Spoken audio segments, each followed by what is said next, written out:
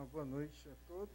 A gente está dando início, primeiro agradecendo a resistência de vocês, né? Já passam das 18h40, depois de um dia de trabalho no nosso segundo seminário nacional, e é absolutamente compreensível que estejamos, todos nós, já bastante cansados.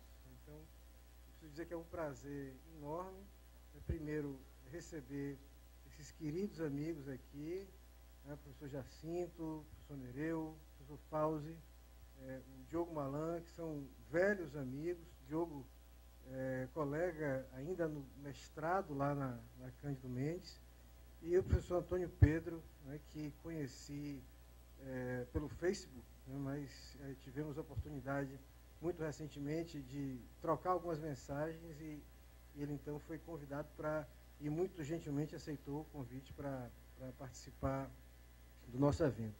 A ideia desse momento, né, era que a gente tivesse a oportunidade de discutir com os professores ou, quando nada, com as pessoas que se sentem vocacionadas para o ensino das ciências criminais e especialmente do processo penal.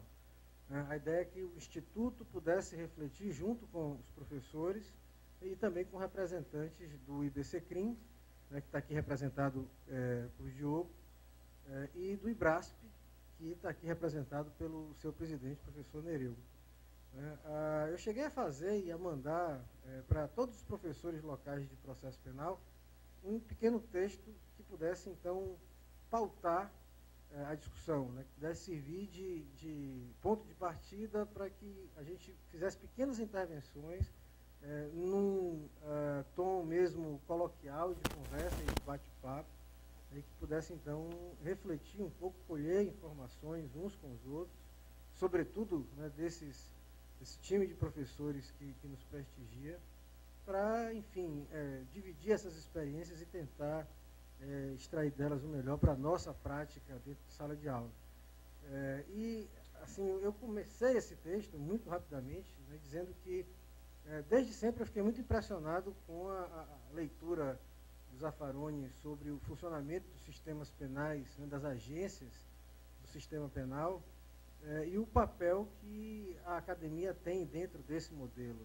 Nós acabamos construindo a identidade, construindo a ideia de crime e construindo a identidade dos criminosos, fornecendo o discurso ideológico. Na hora que a polícia vai invadir uma residência para ver se encontra alguma coisa lá dentro, tem na cabeça a noção de flagrante, que no limite somos nós que tecnicamente acabamos construindo e fornecendo esse discurso para as demais agências.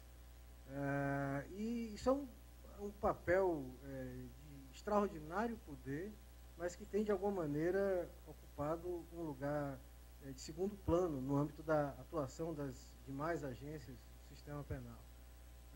Assim, para quem tem preocupações com o modelo de justiça criminal relacionado ao modelo de sociedade que a gente vive, né, isso deve ser objeto de muita preocupação de nossa parte. A gente sabe que a educação, desde sempre, ela tem um papel fundamental na manutenção do status quo, né? Desde a catequese promovida pelos padres, né, que aqui chegaram, né, até, por exemplo, as intervenções que a ditadura militar fez na forma de ensinar em nível superior, sobretudo na área das ciências humanas, né, transformando as ciências humanas numa ferramenta a serviço de um projeto desenvolvimentista, né, sem nenhum compromisso, portanto, com a verdadeira transformação a partir da crítica da sociedade. Assim, muito felizmente, com a abertura, a gente assistiu a uma mudança de paradigma a partir da vitória das forças democráticas, que permitiu, pela mão de Darcy Ribeiro, viesse a Lei de Diretrizes e Bases, que é, sem dúvida alguma, talvez a consagração de um modelo de educação que pretendia mesmo ser diferente. Mas isso vai acabar sendo atropelado na década de 90 pelo modelo neoliberal de educação, que a gente sabe o que é que ele fez, né, que expandiu extraordinariamente a oferta de vagas no ensino superior, criou o mercado esquizofrênico do concurso público, né, transformou o ensino numa mercadoria, e hoje a tensão que se estabelece, no meu modo de ver, é essa, entre um modelo que foi construído lá pela Lei de Diretrizes e Bases e esse modelo que o mercado pretende impor a gente à força. Então, acho que a primeira reflexão que eu queria propor aqui para vocês é que modelo de educação nós pretendemos, né, para o ensino da nossa própria disciplina, com que modelo de educação a gente se compromete. Depois, né, para quem se entende a responsabilidade de se comprometer com um projeto de educação, qual é o papel de um documento importantíssimo que o MEC exige que as instituições de ensino tenham, que é o chamado projeto pedagógico, o projeto político-pedagógico. Muita gente que está na militância aqui na academia sequer sabe que isso existe. É um documento em que a instituição, para ser autorizada, precisa construir e dizer, olha, o meu projeto de ensino é esse aqui. As habilidades que eu quero construir no meu egresso são essas aqui. O perfil de aluno que eu quero formar é esse. E tudo que vem, mais a grade curricular, os programas, as emendas das disciplinas, o projeto de pesquisa, o projeto de prática jurídica, tudo deve depender disso. E a gente ignora que isso existe, né? Eu queria que a gente tivesse a oportunidade de discutir também qual é o papel desse documento, qual é o perfil de egresso que a gente pretende formar. Depois, o papel do plano de curso, a vinculação do plano de curso com esse projeto pedagógico. A gente muitas vezes fica amarrado a planos de curso que não foram feitos por nós, né, que alguma consultoria elaborou e a instituição comprou. E isso nos amarra muito na hora de pretender fazer uma educação transformadora. Por fim, eu queria propor que a gente tivesse a oportunidade também de discutir sobre, dentro desse modelo, né, de uma educação que se pretenda libertadora, o papel da pesquisa em processo penal, né? Como é que a gente pode pensar a pesquisa como um espaço importantíssimo para assim, os objetivos dessa educação diferente, né, comprometida com outro modelo de sociedade. Da mesma forma, a prática jurídica, né, quais são as... Eu acho, por exemplo, só em relação ao plano de curso, eu acho que nós que ensinamos direito processual penal, só para sugerir, precisamos, de vez por todas, assumir a responsabilidade de apresentar para o nosso aluno qual é o referencial teórico que a gente utiliza para examinar aqueles temas, né, de onde é que eu parto para examinar esses temas como ação, jurisdição, processo, né, e a outra preocupação seria no sentido de afirmar a existência ou a necessidade de construir uma teoria geral do processo penal. A gente precisa, eu penso, nas nossas instituições, a partir do plano de curso, fazer resistência a essa história de teoria geral do processo, que está impregnada em tudo quanto é currículo hoje, de tudo quanto é grade curricular de instituição de ensino superior. Então, resumo da ópera. Eu queria, não necessariamente todos, se todos forem falar sobre isso, ficamos aqui para a palestra de amanhã, né? Mas eu queria que a gente tivesse a oportunidade de conversar sobre modelo de educação nas ciências criminais, projeto pedagógico de curso, plano de curso, pesquisa, prática jurídica e extensão. Se alguém tiver algum outro item para incluir nessa pauta, fique à vontade. Eu queria saber, antes de abrir a discussão, quantos professores temos aqui na casa? Quantos candidatos a professor temos? Quantos parentes de professores temos aqui? Bom, então, eu vou abrir a discussão e pergunto se alguém queria fazer alguma intervenção. Bem, boa noite. Para quem chegou depois, meu nome é Thaís, e eu já dividi essa inquietação com o pessoal do Instituto, e é isso que mais me angustia. Eu sou professora de uma instituição pública e de 2 instituições privadas. E é claramente perceptível a diferença ideológica. E aí, quando você fala no qual modelo que queremos, minha pergunta é qual modelo que podemos. Porque dentro da instituição pública, e aí especificamente a UFBA, e aí eu me aproximo, a UFBA, nossa liberdade é muito maior. E nossos alunos recebem muito melhor as críticas que são postas.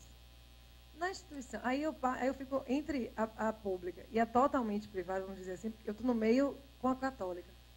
Porque a católica me dá essa abertura, porque eu sou egressa da UXAL, daqui de Salvador. Na UXAL, não tive nenhum contato com a pesquisa, o que me entristece muito, e é a razão de eu estar lá hoje. Porque eu, como egressa, tenho muito carinho pela católica e estou lutando para que alguma coisa melhor, para que as coisas melhorem lá, né? Não que não sejam boas, porque eu sou egressa e eu tenho muito amor por uma faculdade que me formou e que eu acho que é muito excelente. Inclusive, meu professor, como espírito, está aqui presente para validar aí o que eu estou dizendo. E tenho uma experiência com outro modelo na faculdade privada, que o plano de aula vem pronto, que a prova vem praticamente pronta, que eu preciso dar um número no final, passar na OAB. E é nesse dilema que eu me localizo hoje. Fazer a crítica, e aí partindo de uma premissa de que eu preciso ensinar o básico, para daí desconstruir ou repensar, porque eu também não concordo com professores que entram desconstruindo, sem o menino nem saber do que se trata. No meu ponto de vista, como iniciando, aí, engateando na docência, é a minha fé, se eu posso chamar isso de fé. Preciso apresentar o básico, para, em cima desse básico, refletir.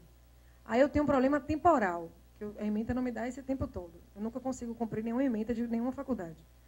E olha que eu tento, com esforço, cumprir as ementas, mas sem simplesmente jogar o que vai cair na prova da ordem.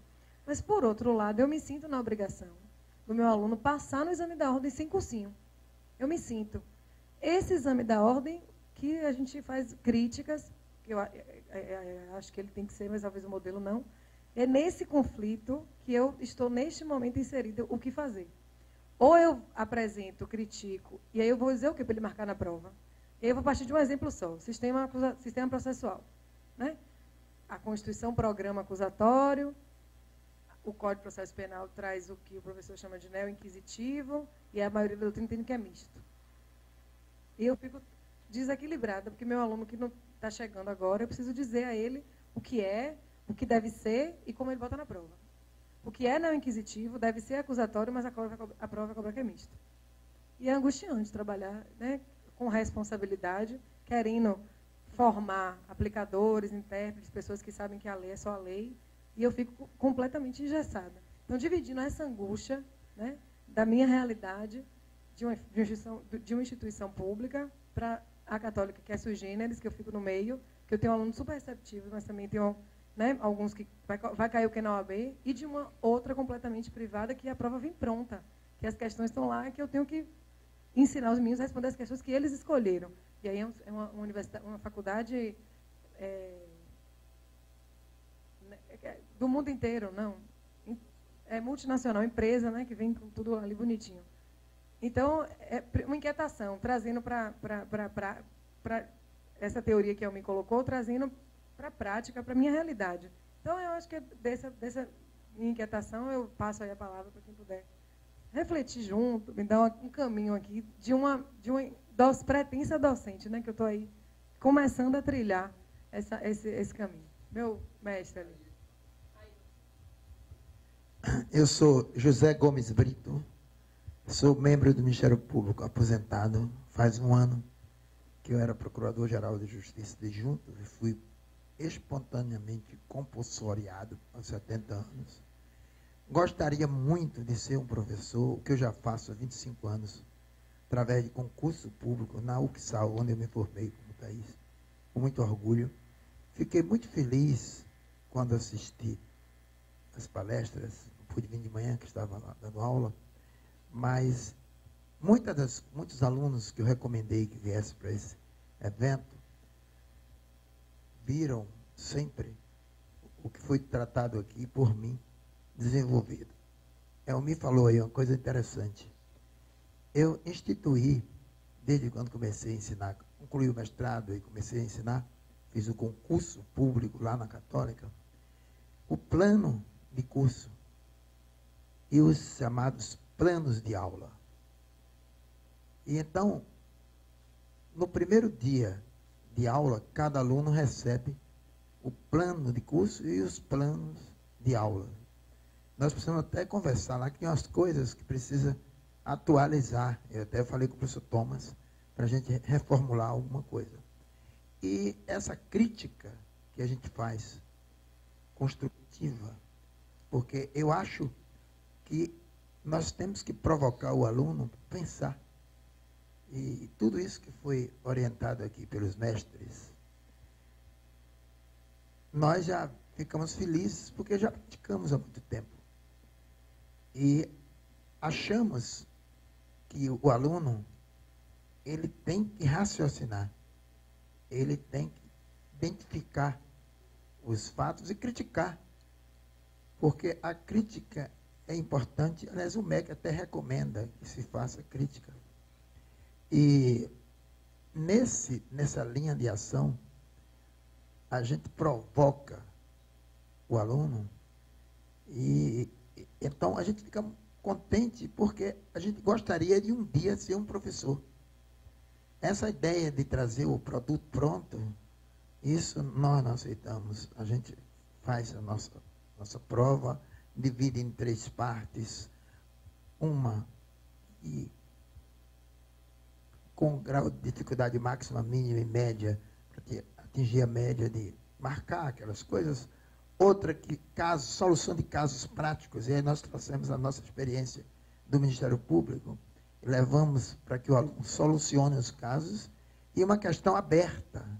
Temos o cuidado de, nessa linha de ação, não deixar nunca repetir. Nós temos um banco no computador que o aluno nunca, uma prova sempre é diferente da outra. Isso nos deixa bastante cansativo, que nós temos. Agora, depois de aposentado do MP, nós estamos com uma turma muito grande, nós estamos com 5 turmas, inclusive ensinamos prática também. E aí, o número de alunos tem aumentado. Como ensinar, para mim, é uma cachaça? Eu gosto, eu me realizo em sala de aula. Eu queria um dia ser professor, para mim não há, com devido respeito às demais profissões, não há algo mais gratificante que você poder transmitir conhecimentos. E nesse raciocínio, nós nos insurgimos, sempre ficamos contentes quando o professor Jacinto, que era conhecido de nome, mas não conhecia pessoalmente, colocava aquelas ideias sobre a violência do Estado, que eu acho que pior das violências é essa do Estado, que é a violência intelectual, quando ele transforma as ideias. A violência ideológica, a gente ataca veementemente nos nossos trabalhos, nos nossos seminários, enfim. Eu acho que tem que ser por aí. Só que a minha experiência que eu trouxe nesses quase 40 anos do Ministério Público, eu procuro criticar as falhas existentes e praticar. E, como disse, eu gosto de sala de aula. Eu gostaria de, nesse período, eu concluir, dizer, consegui ser um professor. É essa a minha ideia. Obrigado, professor Brito. Fauzi, Diogo pediu, me puxou aqui, se me deixa falar. Não há antagonismos entre um SHC e uma outra. Não somos nós dois os responsáveis pelo movimento. Certamente.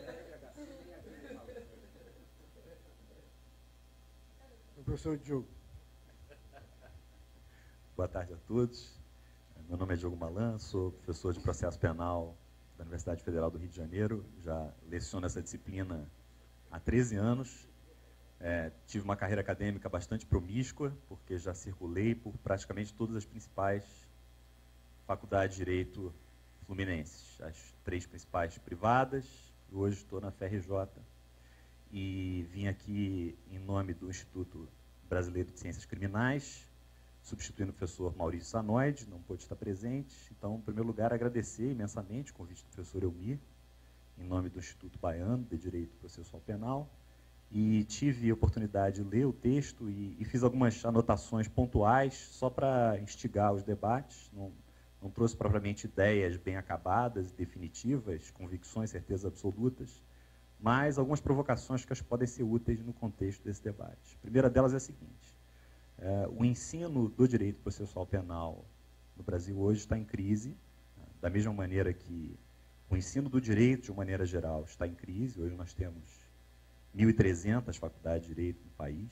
Nós, segundo informação dada pelo presidente da Ordem dos Advogados do Brasil, ingressam nos quadros da Ordem anualmente 60 mil advogados, o que equivale ao total de advogados que há em atividade na França. Então, e esse contexto de crise no ensino do direito, evidentemente, se reflete também num contexto de crise no ensino especificamente do direito processual penal. E o que eu vejo na prática é que hoje o ensino do direito processual penal, com raras exceções, é um ensino acrítico, um ensino que está ainda atrelado aos grilhões de um positivismo legalista coimbrense, em que considera que o único papel do magistério do processo penal é interpretar e sistematizar o texto legal. Muitas vezes, essa interpretação e sistematização está impregnada por toda sorte de moralismo e senso comum teórico sobre criminalidade, os americanos chamam de everyday theories. É um ensino ahistórico. É impressionante como hoje parece que se ensina os institutos do processo penal como se eles tivessem sido paridos por geração espontânea, né? Se fala de sistema acusatório sem saber o que são as questões perpétuas da República Romana. Se fala sobre tribunal do júri sem saber em que contexto veio à baila o Código de Instrução Criminal Napoleônico de 1808 e assim por diante. É um estudo e ensino do processo penal ideologicamente alienado, porque há uma crença falsa numa suposta neutralidade ideológica do processo penal, que é ideológica até a medula, né? E é um ensino do processo penal que é pan-principiologista, para usar uma expressão do professor Lênio Streck, porque hoje se fabrica princípios do processo penal à torta e direito, que não tem o menor amparo nem na Constituição da República, nem no sistema internacional de tutela dos direitos humanos, como indúbio pro societate, prevalência do interesse público sobre interesse particular, busca da verdade real e uma série de outros. Fato bastante sintomático desse contexto de crise é que o ensino do processo penal hoje é limitado a seguir o roteiro da enunciação dos títulos e capítulos do texto do Código de Processo Penal de 1941, que é um código, como se sabe, com DNA 100% ditatorial, método fascista, método varguista, seguindo uma racionalidade própria de cursinho preparatório para concurso público, como se fosse papel acadêmico de um professor de processo penal preparar alunos para lograrem aprovação em concursos públicos para ingresso na carreira jurídica. É um ensino do processo penal que é monodisciplinar, ou seja, não há nenhuma interface entre a dogmática e disciplinas que são fundamentais para se entender um artefato culturalmente complexo e cheio de nuances, tal como o processo penal, tais como a teoria dos princípios, a criminologia, os direitos humanos, o direito comparado e assim por diante. Então, me parece que o primeiro passo que é importante é se diagnosticar a crise. O alcoólatra só tem esperança de se tratar se ele der o primeiro passo, que é o mais importante, que é reconhecer que ele padece de uma patologia, que é o alcoolismo. Antes dele ter esse reconhecimento, me parece que é inviável se tomar qualquer passo na direção do problema. Após esse diagnóstico, que hoje vivenciamos um contexto de crise no ensino do direito processual penal, eu penso que a solução passa por, pelo menos, 4 pontos, que eu vou elencar aqui de maneira muito superficial e genérica. Primeiro é se atentar para o fato de que professores de processo penal são formados por cursos específicos, são cursos de pós-graduação estrito sensu. Então, se há uma falha no ensino do processo penal, é que é uma correlata falha na formação de quem ensina o processo penal. Então, a solução perpassa por repensarmos o conteúdo programático, a formação e a seleção dos docentes na disciplina do processo penal, que, por sua vez, são as pessoas que formam os alunos e os futuros operadores jurídicos. Essa reformulação da formação dos docentes, a meu ver, tem que estar baseada em duas premissas principais. Transdisciplinariedade, é fundamental que os docentes sejam capazes de fazer um estudo transdisciplinar do processo penal, à luz da história, dos direitos humanos e dessas outras disciplinas que eu já mencionei, e também a capacidade de filtragem hermenêutico-constitucional. É preciso docentes que saibam interpretar conforme a Constituição.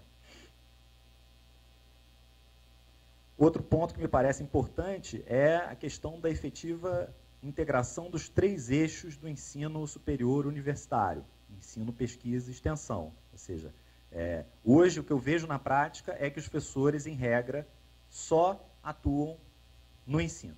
O professor de processo penal, em regra, não tem nenhuma atuação vinculada à pesquisa, nenhuma atuação vinculada à extensão.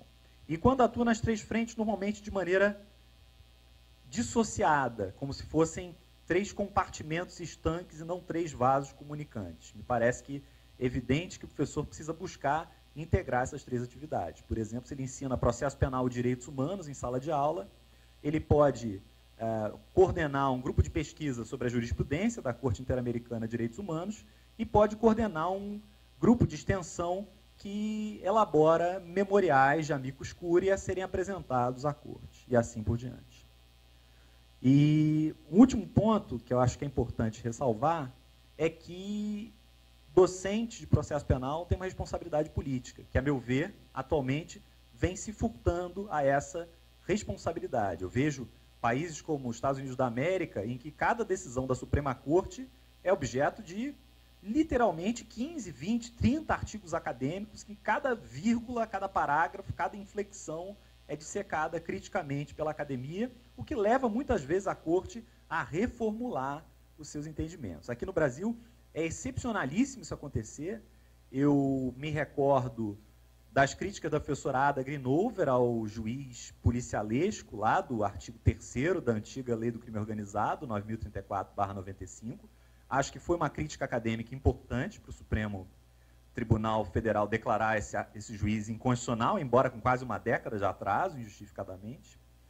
Lembro das críticas do professor Geraldo Prado à interpretação do Superior Tribunal de Justiça sobre o prazo máximo de duração legal das interceptações telefônicas, mas consigo pensar em poucos outros exemplos. Então, acho que a reformulação do ensino do processo penal também implica uma tomada de consciência dos acadêmicos quanto ao seu papel político, principalmente no âmbito da crítica jurisprudencial e da crítica às práticas e procedimentos arbitrários que acontecem no âmbito do sistema de administração da justiça criminal. Eram essas, muito brevemente, as provocações que eu gostaria de fazer para estimular os debates, agradecendo mais uma vez ao professor Elmir pelo gentil convite para poder estar com os senhores nessa tarde hoje. Muito obrigado.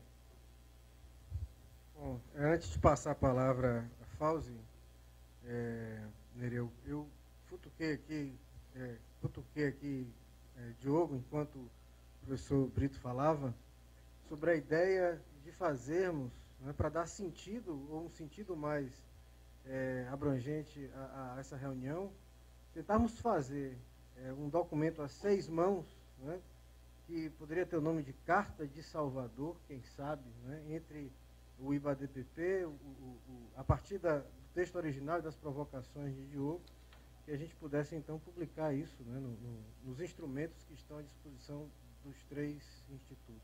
Então, professor Fauzi. Também gostaria de agradecer-me pela oportunidade de estar aqui com vocês e rever todos os amigos.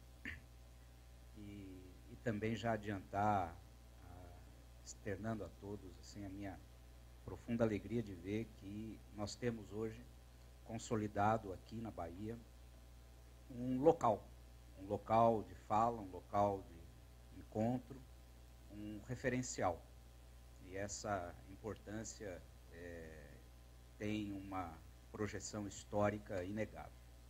Então, pegando um pouco da sua provocação, desde o texto que você enviou, um tanto da fala da professora Thaís, e tendo como pano de fundo todo o diagnóstico do Malan, acredito que nós precisamos, ou podemos, melhor dizendo, nós podemos entender esse contexto de algumas formas. Primeiro, existe no seu documento, na sua projeção de temas, assuntos que são ligados à administração do ensino. Temas esses que necessariamente nem todos os professores que estão, como eu ouvia de um ex-proprietário de instituição privada, nem todos os professores que estão no chão da fábrica, né, era esta a expressão que ele usava para se referir à universidade dele, têm acesso. Nossa, leninista, trotskista e todos os istas que você poderia, né, mas não dispensava um Chateau Lafite, qualquer coisa. Né? Então, aceder a esse nível de interferência na produção das estruturas que gerarão o ensino no chão da fábrica, eu acredito que é diferente se você olha uma instituição pública e uma instituição privada. Na instituição pública, talvez os mecanismos de participação nas instâncias administrativas possa ter um pouco mais de oxigenação. E aí eu falo como um outsider do sistema, porque eu nunca fiz parte de nenhuma instituição pública a ponto de conhecer como professor esta realidade. Na instituição privada, aí é muito difícil falar, em que o chão da fábrica vai interferir nas estratégias de lucro destas instituições. E o duro é que elas são, desses 1.300 postos de produção, né, que o Malan se referiu, elas talvez sejam 80%, se não mais, dessa realidade. Então, nós estamos falando, e isso eu estou dizendo porque agora, no Comped, eu tive a oportunidade de apresentar um trabalho sobre ensino jurídico, onde, depois de compartilhar pesquisas com a coautora do trabalho, chegamos a dados estatísticos de mercantilização do ensino jurídico, que é um fenômeno mais abrangente até do que a mera mercantilização das vagas de ensino jurídico. As consequências são muito maiores.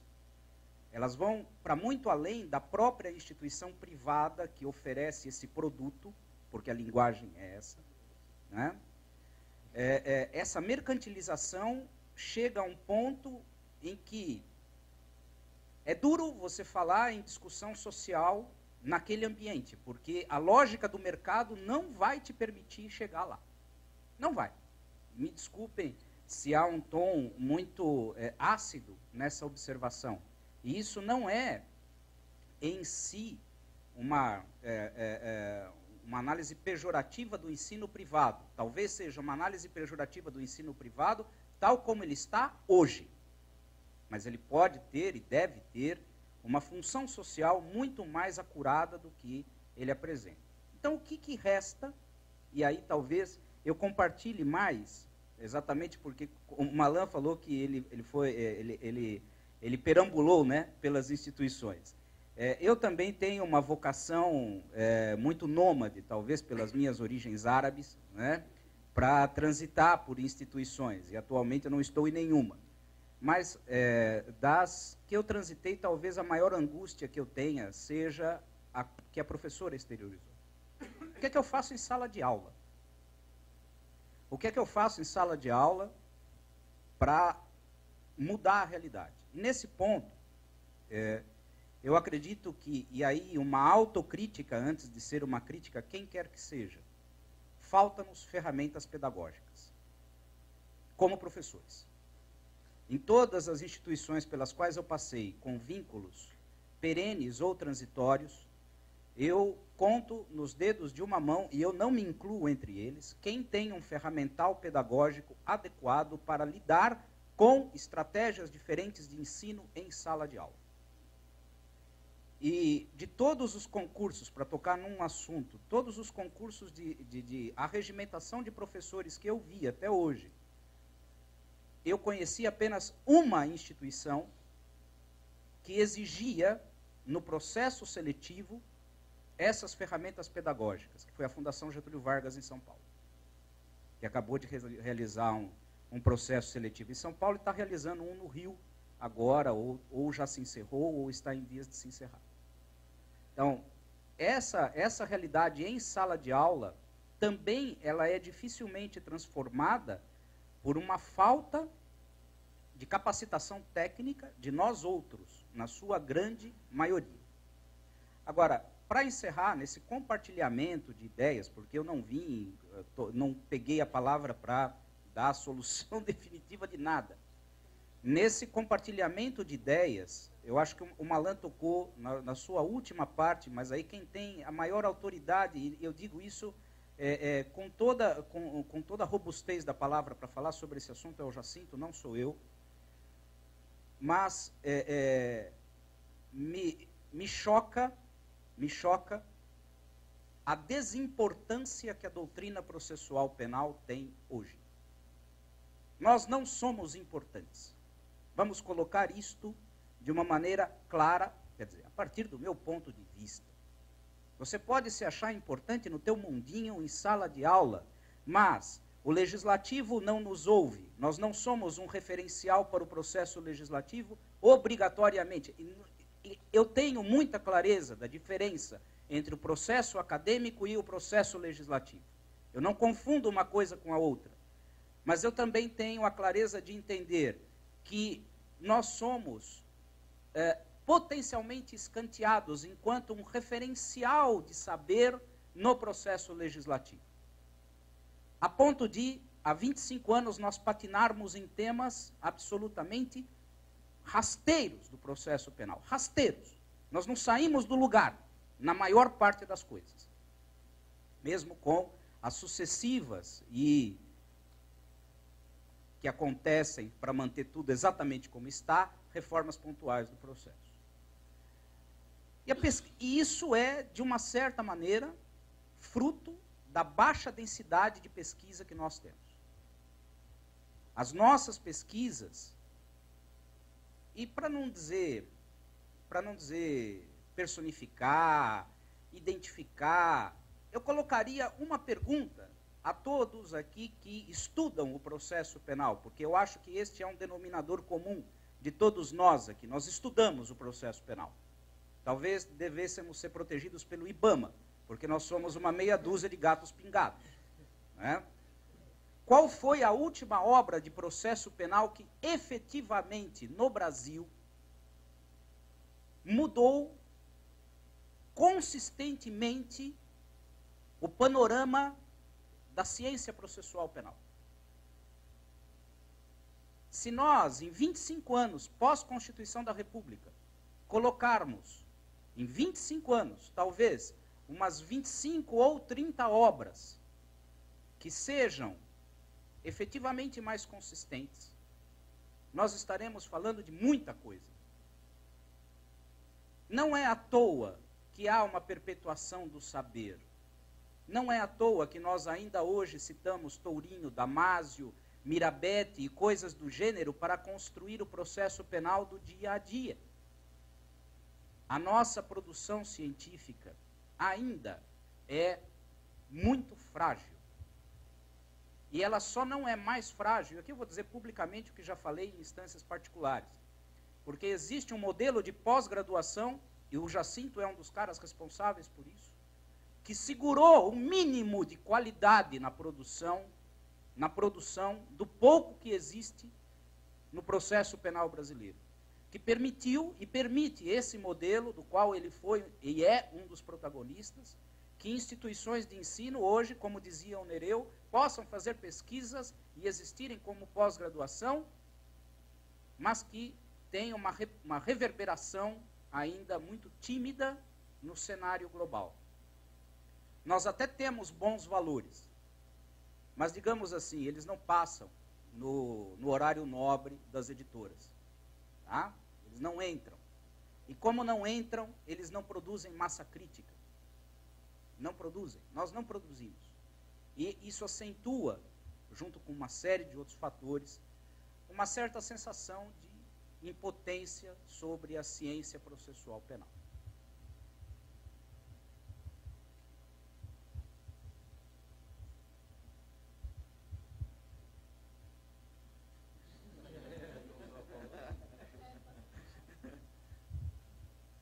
Bem rapidinho, 5 minutinhos.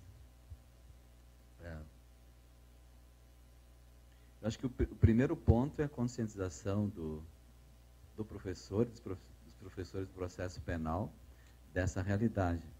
Nós estamos aqui em 5, 6. Né? Eu acho que nós tirarmos algumas conclusões, ou pelo menos divulgarmos algumas constatações. Eu acho que isso já é um passo assim para nós chamarmos a atenção do problema. E nós temos aí uma diferença muito grande entre as públicas e privadas nisso. Nós estamos comentando no almoço também que nas privadas nós somos institucionalizados. Então a nossa liberdade de ação na sala de aula e mesmo na proposição de propostas de mudança curricular, de programas de ensino, ela é limitada. Então, tanto na sala de aula quanto fora da sala de aula, nós somos limitados pela própria política da instituição. Mas isso não significa que nós não possamos mudar essa realidade. Algumas constatações que eu passei por 3 universidades, todas particulares, jesuíta, luterana e marista. Agora.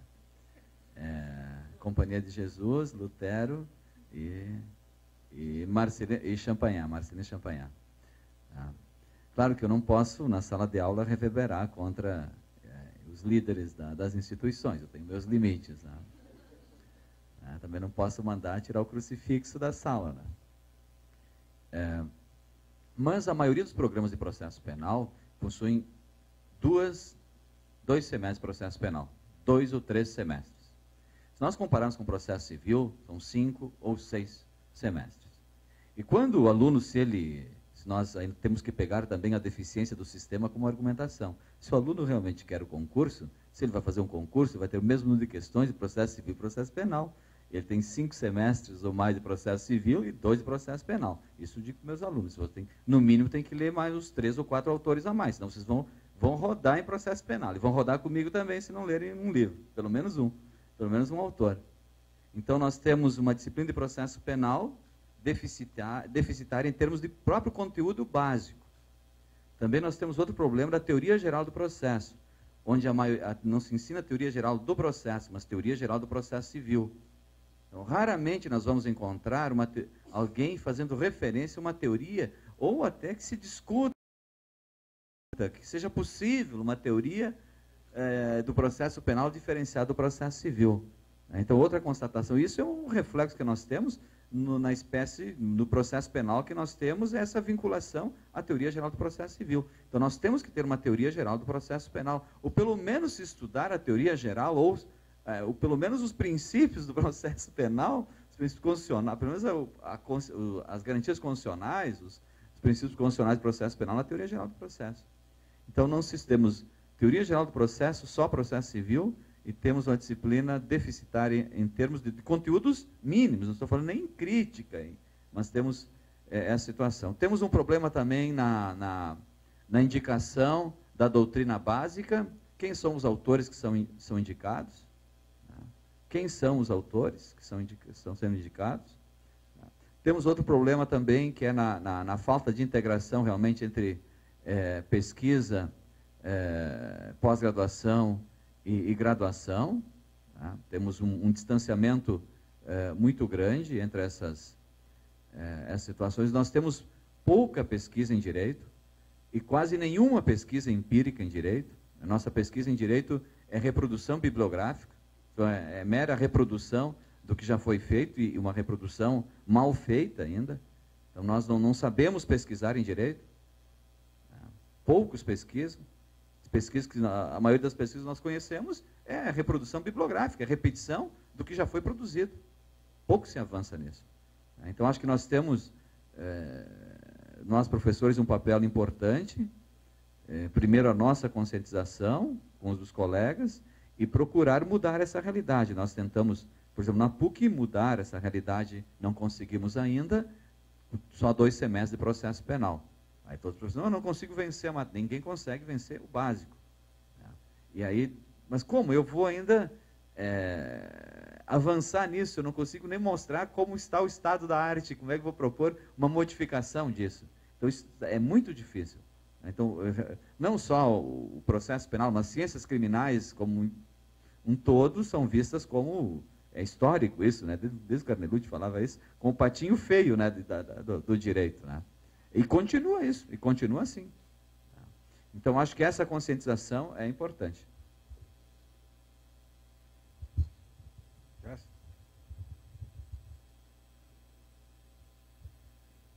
Essa perspectiva toda, a mim parece extremamente importante para se poder ir fixando pontos, mais do que tudo. Resposta mesmo não se tem. É possível fazer um diagnóstico do que está acontecendo. Eu queria meter luz em alguns aspectos que me parecem importantes.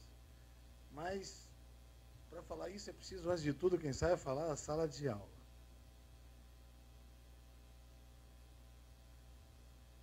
O espaço da sala de aula, indiscutivelmente, é um espaço de poder. Aqui, talvez comece o nosso problema, porque a primeira coisa de um professor é que ele é alguém que ocupa um lugar. E esse lugar é, por excelência, um lugar de poder. Não precisa ser um lugar autoritário, mas é um lugar necessariamente diferenciado. Ele é o professor. Por que eu estou me referindo a esse ponto? Por que estou tocando nesse ponto? Porque, desde aquilo que já foi dito, se um modelo é circular e os alunos viram professores, produzem alunos que vão ser professores, naturalmente vai se criando uma debilidade em relação a esse lugar. Gente como eu, que andou embaixo de pata de cavalo no regime militar, esse negócio todo, e que eu não vivi os 68 porque eu nem era bem nascido, mas eu não vi o dilúvio, mas digamos que eu pisei na lama desse negócio. Eu sou de uma geração que não quer saber muito das regras, não quer saber muito de se comportar conforme as regras. Não quer saber muito daquilo que era a hierarquia da velha ordem. Era um pouco precisar ter liberdade para poder eu mesmo ganhar por mim, eu fazer por mim. Mas uma coisa que sempre pareceu inafastável era que ou existe ordem, ou não se constrói, não se funda as estruturas. Não tem saída para isso. Eu estou querendo chamar a atenção para um lugar extremamente relevante, que é este lugar do professor. Para este lugar que é excepcional, e talvez por conta disso, que ele seja tão aquilo como disse o mestre Brito. Ou seja, ele seja aquele que inebria mais do que qualquer outro. Ele é mais do que cachaça, porque ele cumpre uma dupla função típicas na estruturação.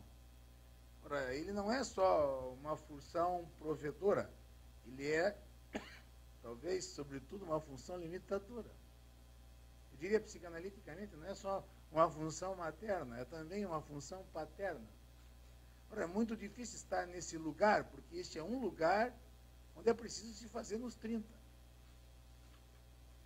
E talvez não se tenha sequer, diante de toda a técnica que se tem para efeito de magistério, não se tem receita. Talvez aqui nós estejamos diante daquilo de que, mais do que qualquer outro campo, se chama de dom.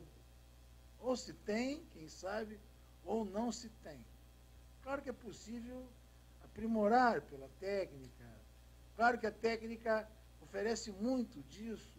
Quando a gente estuda bastante sobre essa matéria, você faz muito, você evolui muito, você consegue agradar, vamos dizer, de outras maneiras, etc. e tal. Mas a técnica não te dá este dom de saber funcionar como pai e mãe, de saber construir desde esse lugar, que é aquele que, de uma certa forma, dá com uma mão, toma com a outra. É aquele que precisa colocar os obstáculos para que os obstáculos não sejam cumpridos por ele mesmo, mas por aquele para os quais ele está transmitindo. Por isso que não é um jogo só de professor, não é só ser professor, não basta só ser professor. É alguma coisa que necessariamente, se tem consciência desse lugar, e do lugar que se ocupa aqui, o investimento que se faz em si, é necessariamente um investimento de um conhecimento que vai para além de todas as possibilidades possíveis. Porque isso é, por excelência, digamos assim, uma sequência de portas que se não fecha. Porque é a sequência de portas do próprio conhecimento. O que significa dizer, quem aprende falando, não para nunca de aprender.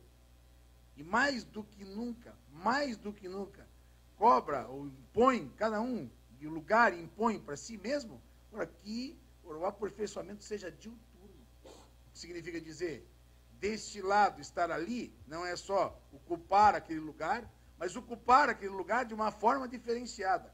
E por isso que é imprescindível, seja lá a estrutura que se possa ter, mas começando, dentre outras coisas, pela dogmática que parece essencial, que ela, dentre outras coisas, possa ser tomada de uma maneira tal que seja diferenciada, de modo tal que desde aquele lugar, essa dogmática possa ser tomada como uma dogmática efetivamente transformadora.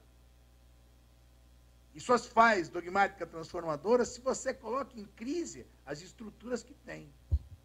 E a dogmática por si só não coloca nada em crise. Porque a dogmática, o perfil da dogmática, não só pela própria vinculação dela à estrutura que a suporta, digamos assim, a estrutura da dogmática é uma estrutura que com muita facilidade subverte o sujeito para transformar-se em dogmatismo. E é por isso que se faz tanta igreja desse ponto de vista. É por isso que se não rompe tanto. Porque, dentre outras coisas, é imprescindível um saber diferenciado para poder ler de uma maneira distinta tudo aquilo que deve ser efetivamente transmitido. E que, evidentemente, não passa só, digamos, pela descrição das regras jurídicas em vigor, como base, digamos assim, numa dogmática, muito menos pela reprodução insensível daquilo que se tem de base, mas necessariamente vai lido não só em face dos filtros constitucionais, mas principalmente em razão dos filtros constitucionais, com aquilo que a realidade oferece. Só que hoje, por conta, me tem insistido na questão neoliberal, por conta da questão do neoliberalismo como epistemologia, a relação de sala de aula não só é uma relação que tem enfrentado um déficit de lugar, por quem está lá, o professor, que não raro não sabe o que é aquilo, que tem um déficit tremendo em relação ao próprio conhecimento que tem, e, portanto, os seus fundamentos das disciplinas que tem. Porra, nós estamos lotados de professor que não sabe a diferença de ação e de processo, porra. Não sabe a diferença de autos e ação. E isso é como se fosse assim, o básico da analítica. Então, quando gente fica chamando autos de ação, ou processo não sei do que, cada vez que vejo aqueles idiotas chamarem aquele negócio de ação penal 470, me dá um calafrio. Ou tudo que se disse sobre isso está errado, ou a ação não é o que é, por exemplo. A gente, como é complicado, por quê? Porque, bicho, se toda a vida, eu uma vez disse para um delegado na porta da delegacia, Luiz, porra, beijo, tira essa porra desse nome daí, meu. Isso que vocês ficam sacaneando a gente. Você fica botando. Porra, tu bota a exceção de queixa. É por isso que essa gente toda chama essa merda que se faz aqui na delegacia de queixa. Aí ele disse, tu tá louco, porra? Eu vou tirar essa porra daí e bota o quê? Notícia, crime? O cara já não vem aqui com medo que vai pro pau de arara. Se eu botar notícia, crime, ele tem certeza. Aí é que ele não vem mesmo, porra. Ou seja, não troca de nome. Por isso eu disse, é preciso um saber diferenciado. E, portanto, é preciso dar conta dos fundamentos. Eu, antes de começar a falar, eu fiquei 10 anos estudando teoria. 10 anos estudando teoria do processo. 10 anos. Estudando teoria do processo. Mas eu não estudava a teoria do processo porque, para mim, era só vital e imprescindível. Porque aquilo era um pouco do que eu achava que era possível e necessário fazer para ter um domínio da teoria do processo, para olhar para eles lá no processo e dizer, sai daí que esse negócio aqui não dá. Ah, tem que dar sim, porque fulano disse, Beltrano falou, blá, blá, blá, mas não dá. Ou seja, e quando eu estou dizendo que as portas não se fecham, é porque mesmo que tenha estudado 10 anos, fiquei estudando o resto da minha vida e continuo sem saber o suficiente para poder estruturar alguma coisa que possa ser, de fato, aquilo que possa ser um novo empreendimento em termos de teoria do processo penal. Claro que isso não implica em me excluir da possibilidade de dizer a respeito do assunto. Mas, em compensação, me permite dizer que, de uma certa forma, os fundamentos, digamos assim, ganharam para mim um certo domínio, de modo tal a que eu possa passar para o segundo ponto do que diz respeito aos professores, que é imprescindível, não só por conta do lugar que se ocupa e da paz que se possa ter para exercer essa função de transmissão que é paterna e materna, mas que é imprescindível para que se possa ter pelo menos a possibilidade de bem ler os fundamentos. São os fundamentos dos fundamentos. A mim, particularmente, da urticária, por exemplo, quando diz Thaís que o sistema é um sistema que se coloca tal como tal, porque ele é neo-inquisitório, ele é acusatório, sei lá, adversarial, e ele é misto. Porque se você diz alguma coisa assim, é porque, entre outras coisas, você sabe pouco do que é um sistema. Saber sobre o sistema é saber sobre o fundamento dos fundamentos que se vai dar lá na sala de aula. Mas, para isso, dentre outras coisas, quem sabe, seja imprescindível ter o saco de ler aquelas 1000 páginas de Kant. E não só da teoria pura, porque esta bosta ainda está lá no fim da teoria pura. Não é? Imprescindível, entre outras coisas, não é? As demais estruturas.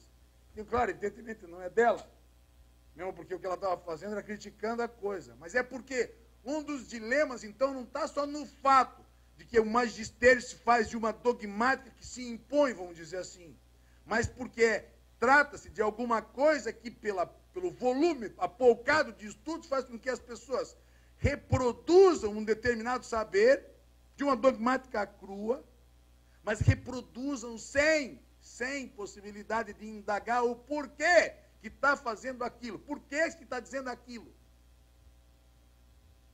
grandes ódios que tinha de mim mesmo, lá no começo, e agora também, é ir dormir em dúvida. E como isso acontece sempre,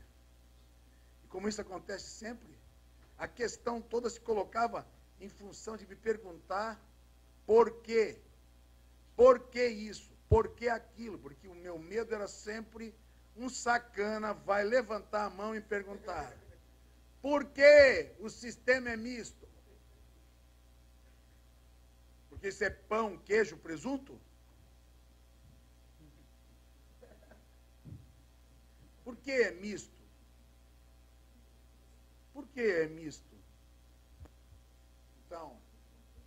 Então, parece que o imprescindível de hoje, e esse foi o esforço que falou o Fausto em relação à pós-graduação, para manter uma estrutura capaz de chacoalhando aqueles que pretendessem ser professor, e se sabendo da dificuldade da própria formação de graduação, porque eu fui ser professor antes de ir para a pós-graduação, mas sabendo disso, após, de uma certa forma, postou as fichas, em uma estrutura de saber e de ensino capaz de dar para aquele que pretende ser professor a consciência de que ele precisa saber dos fundamentos, que são imprescindíveis. Cacete, um professor de direito civil tem que saber direito civil. Mas tem mais, porque não basta só saber direito civil, é preciso saber os fundamentos do direito civil. Por que o casamento não é um contrato? Porque, sabe, o que é? O que significa affectio maritalis ali? Vai para além, escapa do direito. Às vezes, reclama de fato que os fundamentos outros falem aqui. Sem história, por exemplo, não se fala muito de affectio maritalis. Você tem um ponto. E, de consequência, são os fundamentos históricos que aqui aparecem. Eis a questão da transdisciplinaridade. Mas, às vezes, nada impede que você tenha que trabalhar conjuntamente, quer dizer, que você possa usar um fundamento do outro, sem usar o próprio fundamento em si primeiro das matérias. Para isso que é preciso aprender. Não tem saída para ele. No fundo, a questão é assim: no lugar do professor, o imprescindível é conhecimento. É preciso uma aposta naquilo que se tem. O dilema é quando você sente uma carência tão grande que precisa mais e mais.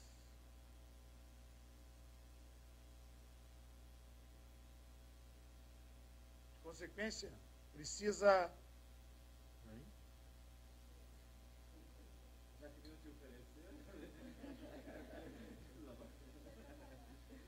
De consequência, não tem saída. A questão vital em relação ao professor e seu lugar é essa que diz respeito à estruturação do conhecimento.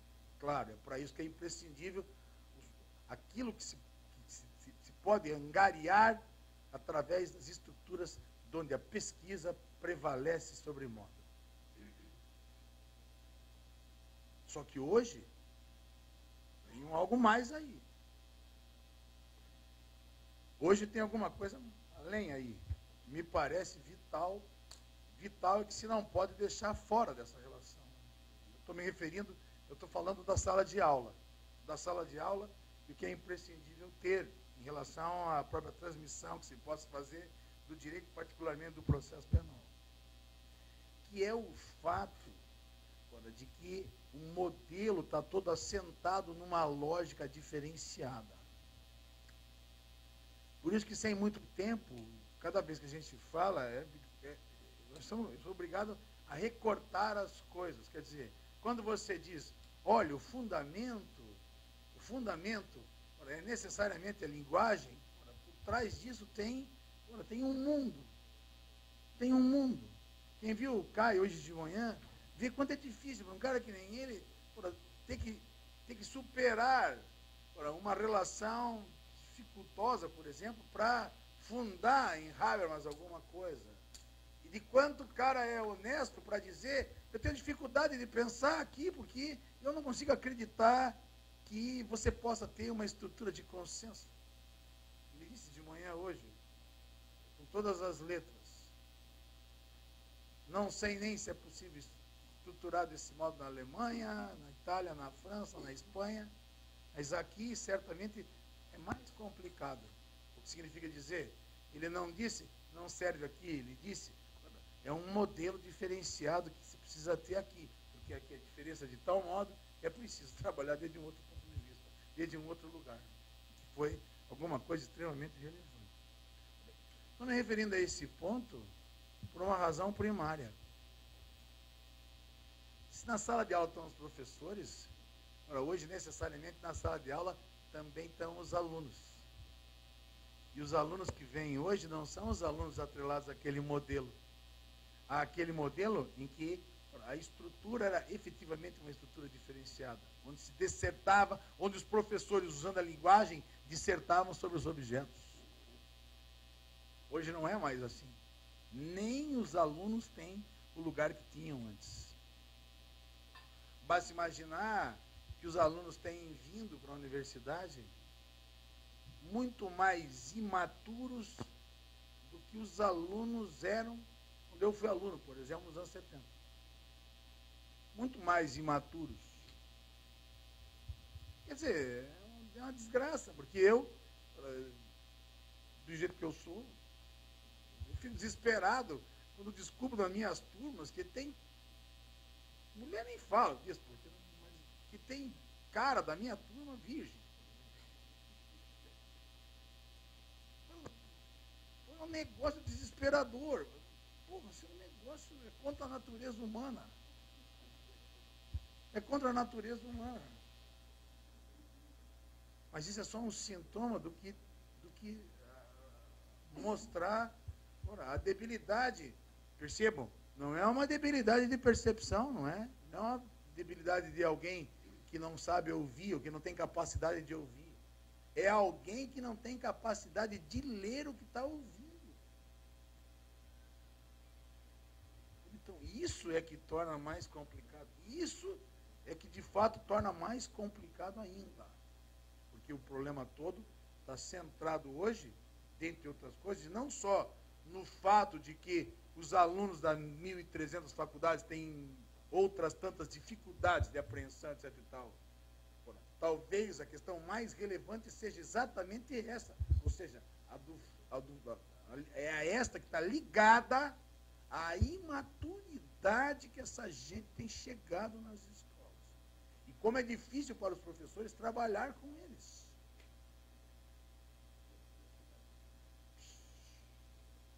Então, está, digamos assim, de um certo modo, está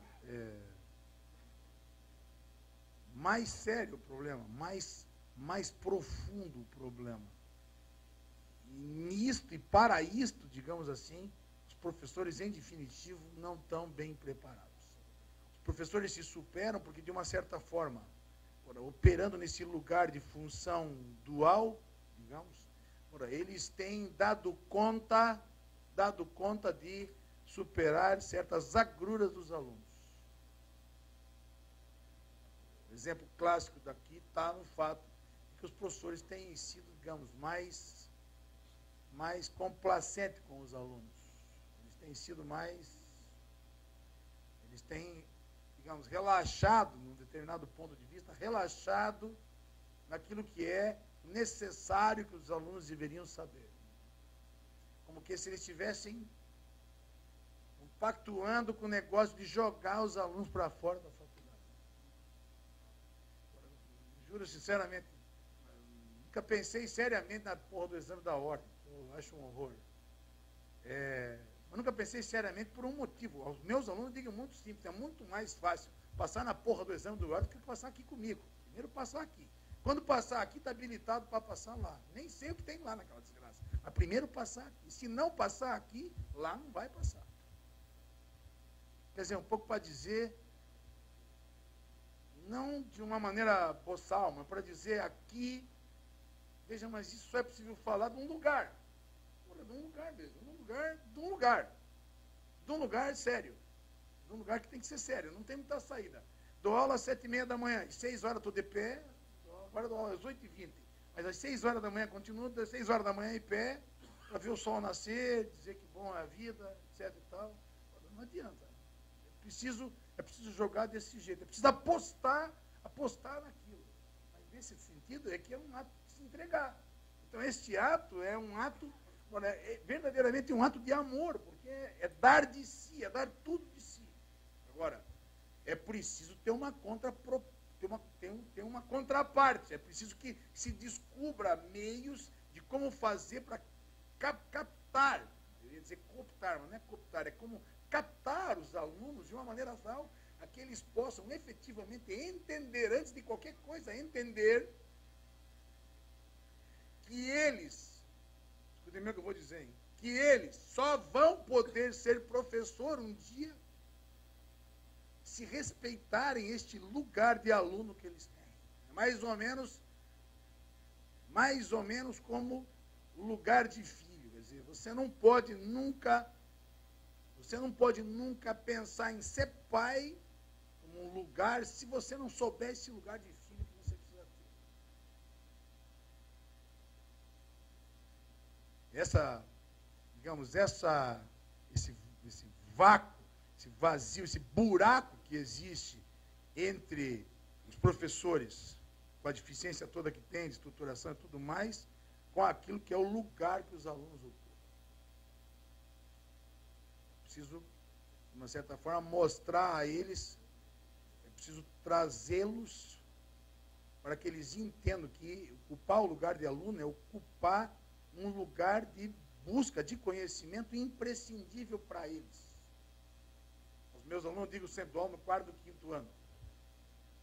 Nunca, no Federal do Paraná, o processo penal foi em 2 semestres. Nunca se deixou.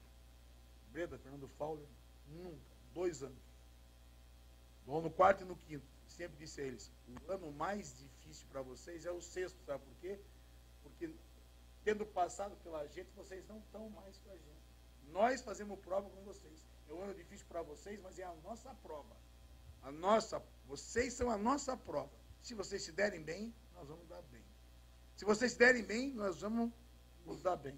Se vocês se derem mal, nós vamos nos dar mal. Bom, no início, quando a gente formou aqui esse círculo, acho que foi perceptível a todos aqui que eu estava... A glicose já tinha ido toda embora, eu já estava no glicogênio, né? Depois de 2 dias aí de muito esforço para que o seminário acontecesse da melhor forma possível. Mas é impressionante como, às vezes, a gente encontra energia e algumas coisas fazem com que a gente recupere energia de onde a gente não imaginava que existia. Eu devo dizer, Jéssica, que no primeiro momento era assim...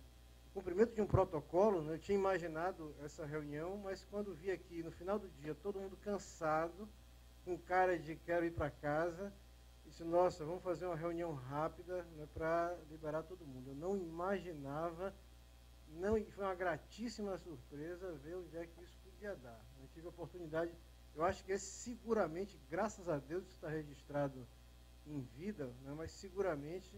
Esse momento aqui, meio escondido, né, porque a maior parte da assistência já foi, vai ser certamente, pelo menos na minha lembrança, o momento mais rico, indubitavelmente, desse evento que a gente está fazendo. Eu queria registrar a presença da professora Maria Lúcia Caran, né, que acabou de chegar, o professor César de Faria, o ex-presidente do nosso confrade do César, ex-presidente do Instituto, membro fundador do Instituto. E queria perguntar se alguém, eu devo dizer também, Jacinto, que não vai ser mais de hipótese alguma, ou em hipótese alguma, um documento a 6 mãos. Né? Eu quero todas as mãos aí que contribuíram, cada um com um olhar diferente, interessante, trazendo coisas que, para fazer referência, não esqueci dele não. Não esqueci dele não. Eu acho que precisa, de alguma maneira, a gente pensar em editando esse vídeo, enfim, de alguma maneira a gente elaborar um documento conjunto para registrar esse momento aqui, a gente poder publicar, continuar com essa provocação para o resto da comunidade acadêmica que reflete sobre o processo penal. Então, eu queria passar a palavra a quem queira mais falar, Antônio Pedro, Malu.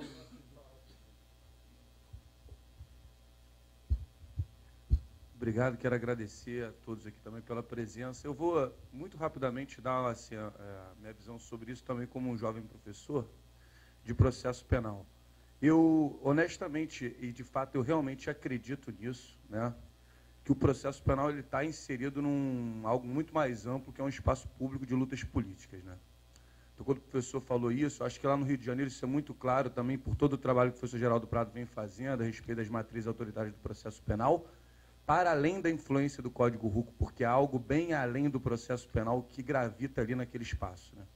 Então, assim, afora a tensão ideológica que está ali no processo, e aí realmente eu acredito que ninguém fala de direito criminal, ensina direito criminal, estuda direito criminal, que não seja para legitimar o sistema criminal ou criticá-lo ou deslegitimá-lo, né? Então, não tem um saber onde as pessoas se coloquem ou a serviço daquele poder ou para criticar aquele poder, como o processo penal faz. E eu, honestamente, eu tenho um problema, já, que eu realmente não estou conseguindo, como um jovem professor que já me formei, já depois da Constituição, eu não consigo compreender a permanência de certos, enfim, conceitos e categorias do processo penal. Na minha cabeça, simplesmente, elas não entram, não apenas pelo marco constitucional que veio trazer, mas principalmente por toda a carga política que vem sendo trazida por algumas categorias do processo. Então, na minha opinião, o processo penal ele tem que ser aquilo que a gente estava conversando, que o professor Alberto Binder coloca. O processo penal tem que estar a serviço de um saber prático. O processo penal ele precisa fazer com que o aluno e o próprio professor se utilize daquilo para produzir novas práticas. Porque se o tempo ele é de superposição, e a gente vive, né, a história das ideias, elas não respeitam o tempo do relógio, elas estão gravitando aí, como o professor Rui Cunha, que sempre esteve lá no Rio, fala. Existe um constante saque ali nesse supermercado da ditadura que está sempre disponível naquele espaço que é o processo penal. Então, quando a gente fala do processo penal enquanto saber prático, eu acredito que o professor tem a total condição de dizer para o aluno que ele vive e sofre também as condições daquela prática. Então, assim, quando você vai discutir, por exemplo, o inquérito policial, ou que seja a legitimidade de um depoimento policial, basta perguntar para ele o que sente quando está passando uma blitz meia-noite. E vamos discutir. Se você quer saber por que você não pode decidir ou sentenciar com base no inquérito, a gente não vai dar, como a gente vai dizer lá no Rio, vai dar um rolê na delegacia meia-noite. Vamos lá na Baixada para você sentir o que está acontecendo ali. Porque o processo penal, ele grita, né? Ele grita assim na carne humana, nas coisas que acontecem ali no dia a dia. Então, precisamos, assim, eu honestamente, no que diz respeito ao OAB, eu faço mais ou menos assim, ó, a característica do inquérito que estão dizendo aí que é essa e essa. Talvez te cobrem isso, mas é preciso avançar na construção de novas práticas no processo. E, para isso, ia entender o processo como parte de uma unidade política e conceitual que envolve todas, mas simplesmente todas as formas de exercício do poder punitivo. Então, não dá para estudar, por exemplo, não dá para estudar, no meu modo de ver, testemunha sem saber o que é memória. Então, você não pode estudar. Se a Elizabeth Loftus falou que é falsa memória. Muita gente estuda a questão da memória. Você vai falar de prova testemunhal sem saber o que é a memória, né? Se a própria memória é fragmento. Então, você vai falar de verdade. Olha só, me diz você o que você viveu semana passada. Vamos trabalhar a sua experiência. Para você discutir a categoria do processo, você não vai longe. Olha para você. Por isso a gente estuda a psicanálise. Você não precisa ir longe para falar do juiz, você fala de quadro mental paranoico, vê o que acontece com você ali no Facebook, quando você vai criando as suas hipóteses, depois quando as coisas vão acontecendo. Então, assim, eu acho assim, gente, o meu testemunho aqui para vocês é o que eu acredito realmente, eu falo assim com muita paixão disso. O processo penal fala da vida, né? E a vida que todos nós estamos aí atravessados, e de exercício do poder. E nós temos uma responsabilidade política, né? Definitivamente política, no controle, na limitação e no exercício desse poder, porque isso daí é muito doloroso.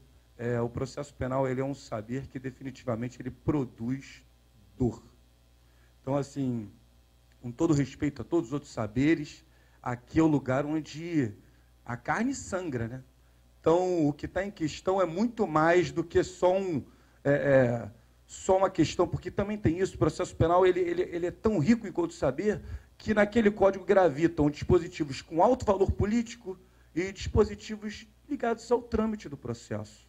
E a grande questão é não fazer o estudo do processo penal um estudo de trâmite, porque não tem nada mais chato do que isso. Porque se for para dar aula de trâmite, eu não quero dar aula disso.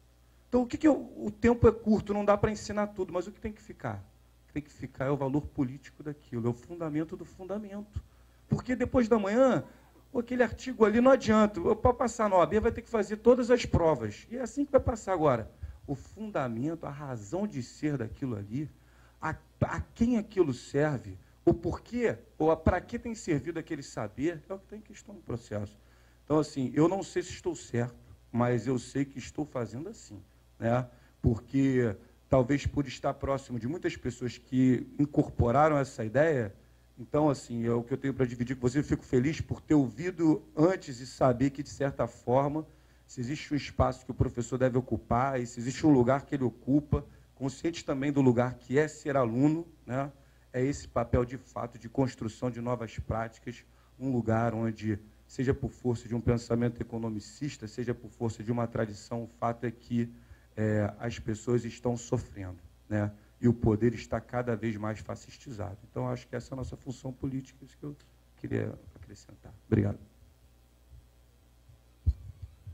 Eu acabei esquecendo de registrar a presença do professor Antônio Vieira também, que chegou depois. O esquecimento foi pelo fato de estarmos o tempo inteiro juntos na condução desse seminário, desde ontem. Então, é uma presença que parece que está sempre aí. Enfim, eu queria saber se alguém mais quer falar alguma coisa, alguma pergunta, algum de nós? Boa noite a todos. Meu nome... Bartira. Sou Bartira, da Universidade Federal de Goiás. Né? Só queria registrar que o processo penal brasileiro precisa fazer seu exame de consciência, e esse exame passa necessariamente pela análise do processo penal que se produziu durante a ditadura militar. Durante o regime militar, nós tínhamos lá aqui os nossos doutrinadores que produziam um saber que, de uma forma ou de outra, servia ao sistema, e nós mudamos formalmente o nosso sistema e nós continuamos com os mesmos doutrinadores, alguns, né, surgiram depois, mas não houve uma ruptura no processo penal, de modo que, até hoje, né, nós ainda temos os dois grandes extremos ideológicos no processo penal. Né? De um lado, aqueles que entendem que o processo deve ser um instrumento de defesa dos direitos dos humanos, e aqueles que entendem que o sistema penal é um instrumento de defesa da sociedade. Né? Uma ideia muito forte na exposição de motivos do nosso Código de Processo Penal. Então, mesmo com a mudança da nossa Constituição, nós não tivemos uma ruptura dentro do processo penal, essa mudança de paradigma. Para mim, ela ainda não aconteceu. Nós somos hoje uma ciência esquizofrênica. Né? Nós reunimos, nós temos essas várias vertentes ideológicas que, de uma forma ou de outra, estão mais para o garantismo, outras mais para a defesa da sociedade, mas nós convivemos não só nas universidades, né, como em próprios eventos como este, como o seminário. Né, existe essa convivência pacífica ou não, mais ou menos conflituosa, mas ainda não rompemos com esse paradigma que é o processo penal entre as garantias aos humanos e o processo penal como instrumento de defesa da sociedade. Era isso, obrigada. Bom, já estamos bem avançados no horário. Alguém mais quer se manifestar, dizer alguma coisa, contribuir para o debate? Então... Acho que nós poderíamos tirar um documento desse nosso encontro, né, assinarmos para ir divulgar esse documento. Então, a gente depois resolvemos como faremos isso. Poderia ser até alguns artigos, alguns textos, já na forma do que cada um disse, enfim, a partir da provocação inicial, né, mas, enfim, depois resolvemos como exatamente faremos. Então, a gente queria agradecer mais uma vez a presença insistente de vocês aqui. Agora vejo, sim, uma boa quantidade de professores, ou pelo menos de pessoas vocacionadas para o ensino do processo penal. Agradecer a presença dos nossos palestrantes, da professora Maria Lúcia, que acabou de chegar e se encaminhou logo aqui para o plenário, e chamá-los, convocá-los para amanhã, às 8 horas, né, para a gente dar sequência aos trabalhos. Obrigado, boa noite.